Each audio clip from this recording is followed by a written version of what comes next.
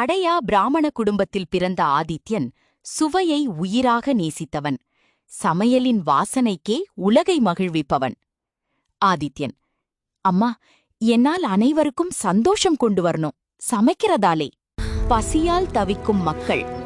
கிராமத்தில் வறட்சி. உணவில்லாமல் மக்கள் தவித்தனர்.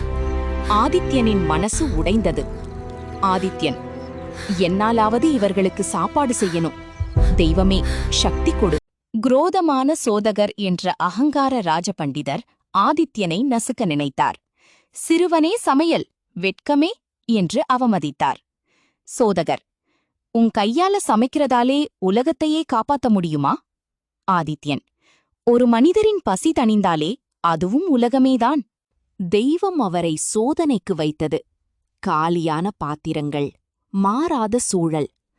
ஆதித்யனின் மனம் தளர்ந்தது. ஆதித்யன்: என்ன செய்யறேனே தெரியல தெய்வமே, என் கைகள் பலந்தரணும்.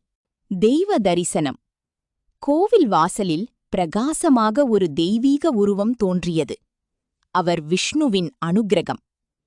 தெய்வக்குரல்: ஆதித்யா, உன் இதயம் பரிசுத்தம்.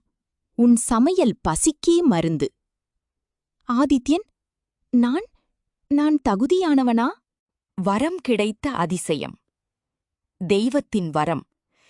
நீ சமைக்கும் உணவில் என் அருள் இருக்கும். அந்த நொடியே காலியான பாத்திரங்கள் தாமாகவே நிரம்பின. மக்கள்: ஆஹா, இதுக்கு வாசனை வேற மாதிரி இருக்கு.